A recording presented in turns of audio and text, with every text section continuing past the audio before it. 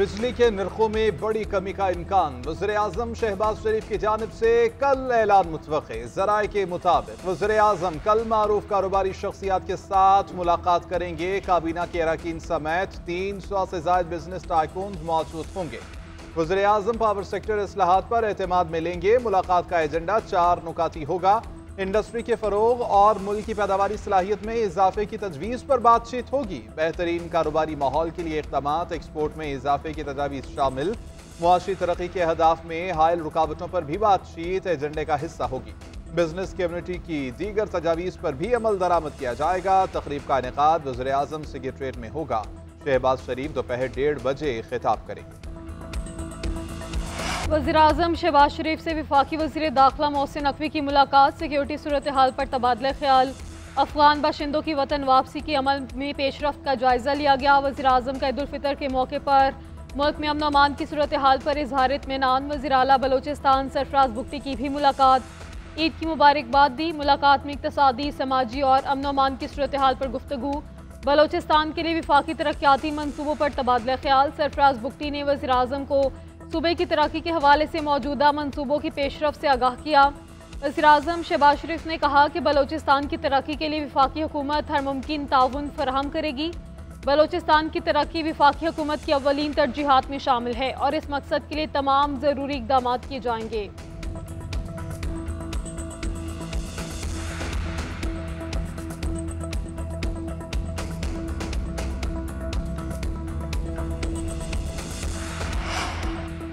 सरकारी और अवामी अमला को नुकसान पहुँचाने की इजाज़त नहीं दी जाएगी। एहतजाज हक है मगर अवामी गुज़रगाह को बंद करना और अमला को नुकसान पहुँचाना किसी के हक में नहीं। DIG कोयटा एतजाज़ अहमद की न्यूज़ कॉन्फ्रेंस। बोले कि जाफर एक्सप्रेस पर हमले के बाद दहशत गर्दों को मारा गया। 5 लाशें सिविल अस्पताल लाई गईं। जत्थे ने अस्पताल आकर लाशें उठाने की कोशिश की, मारपीट और तोड़ फोड़ की। 2 लाशों को ले जाकर फिर से धरना शुरू कर दिया गया। लाशों की शनाख्त और लेने का हक वरसा का है। हमने सोहबतपुर से वरसा को बुलाया और लाशें उनके हवाले की। अगर पुलिस ने फायरिंग की तो वहां 2000 लोग थे, उन्हें क्यों गोली न लगी?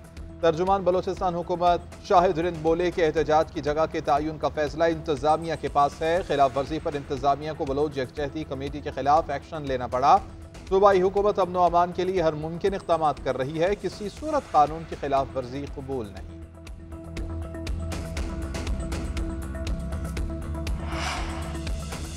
सदर आसिफ अली जरदारी कोरोना वायरस में मुब्तला हो गए। निजी अस्पताल के आइसोलेशन वार्ड में रखा गया है। ज़ाती मुआलिज की तस्दीक। डॉक्टर आसिम हुसैन कहते हैं सदर मुमलिकत के मुख्तलिफ टेस्ट किए गए। माहिरीन की एक टीम उनकी देखभाल कर रही है और उनकी हालत अब बेहतर है। सदर मुमलिकत से मुलाकातों पर मुकम्मल पाबंदी है।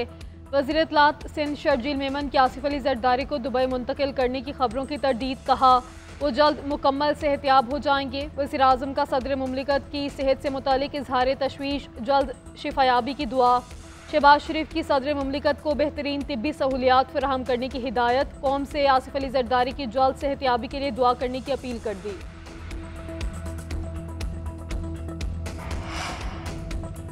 बानी PTI से अली अमीन गंडापुर और बैरिस्टर सैफ की मुलाकात कॉन्फ्रेंस रूम में तकरीबन 2.5 घंटे तक जारी रही। हुकूमती उमूर, पार्टी रहनुमाओं के इख्तिलाफात और करप्शन की शिकायत पर तबादला ख्याल किया गया।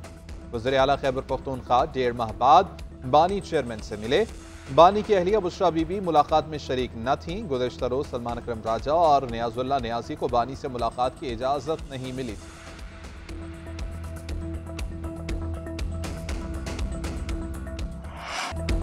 T20 के बाद वनडे सीरीज भी पाकिस्तान के हाथ से निकल गई। न्यूजीलैंड ने 3 वनडे मैचेस की सीरीज में 2-0 की फैसला कुन बढ़तरी हासिल कर ली।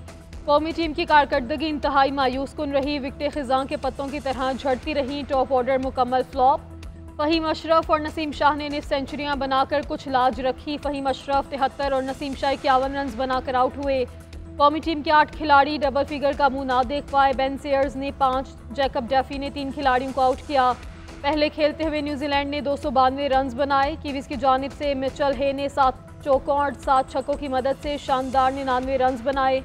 पाकिस्तानी निजात मोहम्मद अब्बास ने अपने करियर की दूसरी इनिंग्स में बेहतरीन कारकर्दगी का मुजाहरा किया। 132 रन पर कीवीज के 5 खिलाड़ी आउट होने पर मोहम्मद अब्बास ने जिम्मेदाराना बैटिंग की और 41 रन बनाए।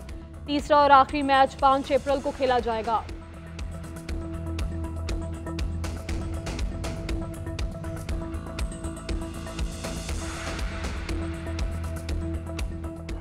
कप्तान रिजवान का खराब कारकर्दगी का एतराफ। कहते हैं हमारे बॉलर्स गेंद को स्विंग करने में नाकाम रहे। कीवी गेंदबाजों ने अच्छी बॉलिंग करके मुश्किलात पैदा की। हमारी बैटिंग लाइन भी परफॉर्म न कर सकी। न्यूजीलैंड की कंडीशंस काफी चैलेंजिंग हैं, मगर ये हार पर कोई माजरत नहीं। ऑलराउंडर फहीम अशरफ ने कहा कि इनफिरादी नहीं, टीम वर्क से ही मैच जीते जा सकते हैं। नए गेंद के साथ कंडीशंस काफी मुश्किल थी। अच्छी लाइन और लेंथ पर बॉलिंग से सीम और स्विंग मिल रहा था। अच्छा खेलेंगे तो जीत मुश्किल नहीं। हम ओवर्स पूरे खेलेंगे तो हदफ की जानिब जा सकते हैं। बतौर टीम एक दूसरे को सपोर्ट करने की जरूरत है। पूरे पाकिस्तान की सोच एक हो तो जरूर जीतें। दर पे नाकामियों के आफ्टर शॉक्स कौमी क्रिकेटर्स की आईसीसी रैंकिंग में तनाजुली। बाबर आजम T20 में 9वें नंबर पर चले गए। रिजवान टॉप 10 में ही जगह ना बना सके। वनडे फॉर्मेट में रिजवान टॉप 20 में भी जगह ना बना पाए। फखर जमान एक सीढ़ी चढ़ के 20वें नंबर पर आ गए। शाहीन अफरीदी तनाजुली के बाद टॉप 10 से बाहर हो गए।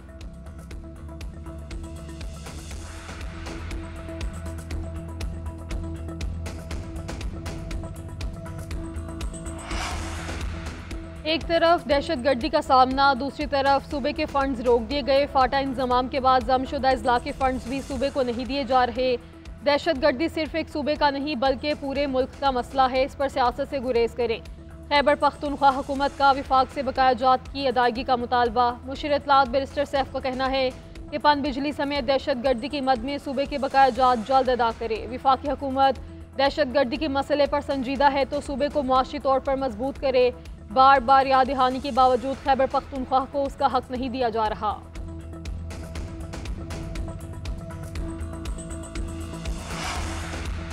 कौमी सलामती कमेटी इजलास का कुछ अपोजिशन जमातों ने बायकॉट किया। इसीलिए बायकॉट किया गया क्योंकि बानी PTI के लिए NRO चाहिए था। गवर्नर खैबर पख्तूनख्वा फैसल करीम कुंडी कहते हैं बानी PTI के करतूतों की वजह से अदालतों ने सजाएं दी हैं। अदालतें आजाद हैं, आप उनका सामना करें। वज़ीर आला के घर पर लोग तोड़ फोड़ करेंगे तो क्या उन्हें मुआफ कर दिया जाएगा? उनके दौर में सियासी कैदियों को असम्बली में लाया जाता था। उन्होंने 26वीं तरमीम में JUI को धोखा दिया। सूबे के हालात मखदूश हैं। सिक्योरिटी इदारों की कुर्बानियों की वजह से खैबर पख्तूनख्वा में अमन है। फौज और पुलिस लोगों का एतमाद बहाल कर रही है। पंजाब की सीनियर वजीर मरियम औरंगजेब का चिड़ियाघर में टिकट की ज़ायद कीमत वसूल करने की शिकायत का नोटिस। कहती हैं कीमत में कोई इजाफा नहीं किया गया। आवाम सिर्फ 100 रुपये में 98% चिड़ियाघर देख सकते हैं। रेंगने वाले जानवरों का टिकट 200 रुपये है। एक्वेरियम का टिकट 200 और होलोग्राम का 300 रुपये है। इन नई सहूलियात की कीमत अलग मुकर्रर की गई है। 2 साल बाद ईद पर चिड़ियाघर खुला है। गुज़श्ता रोज़ 35,000 शहरी चिड़ियाघर आए जो रिकॉर्ड है। ज़्यादा अफराद के बायस बाज़ इंतज़ामी मसाइल पैदा हुए। यकीनी बनाया जा रहा है कि मुस्तकबिल में ऐसा ना हो। DG वाइल्ड लाइफ को फौरी चिड़ियाघर पहुंचने की हिदायत भी कर दी। ईद उल फितर के बाद परदेसियों की बड़े शहरों को वापसी शुरू। बस अड्डों पर मुसाफिरों का रश बढ़ गया। ट्रेनों की बुकिंग भी फुल हो गई। बसों के जरिए वापस आने वालों का जायद किराए वसूल किए जाने का शिकवा। कहते हैं कि सहूलियात की कमी की भी शिकायत है। दीगर शहरों की ज़िले इंतजामिया से मुतालबा किया कि बसों का किराया मुकर्रर करके उस पर अमल दरामद यकीनी बनवाया जाए ताकि शहरियों को इजाफी अखराजात से बचाया जा सके।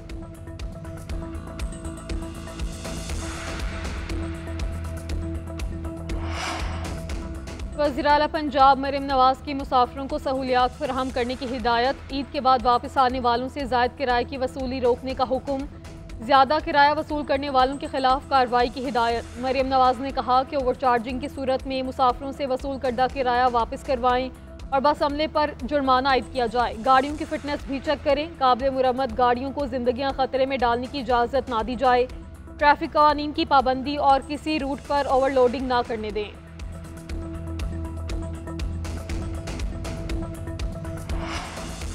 गवर्नर सिंध कामरान टिसोरी का चेयरमैन सेनेट और स्पीकर कौमी असम्बली से रब्ता। मौलाना फजलुर रहमान, चौधरी शुजात और हाफिज नेमूर रहमान को भी टेलीफोन।